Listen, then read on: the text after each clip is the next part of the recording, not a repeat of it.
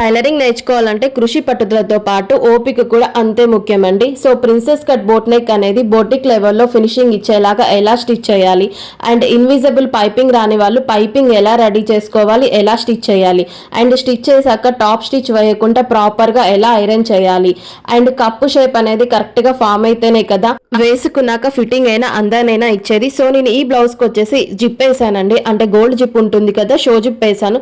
So దాని ప్లేస్లో మీరు ఉక్స్ కాజా పట్టి కూడా వేసుకోవచ్చు, ఏమీ ప్రాబ్లం ఉండదు.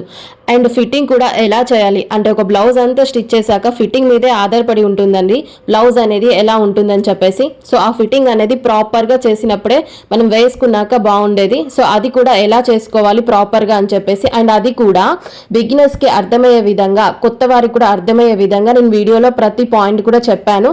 సో వీడియో కనుక ఎవరైనా చూడాలి కింద ఉన్న లింక్ ని క్లిక్ చేస్తే పూర్తి వీడియోలోకి వెళ్ళొచ్చు. సో వీడియో కనుక యూస్ఫుల్ అనిపిస్తే ఖచ్చితంగా లైక్ చేసి సబ్స్క్రైబ్ చేయండి. అండ్ మీకు ఏమైనా డౌట్స్ వస్తే కింద కామెంట్ చేయండి.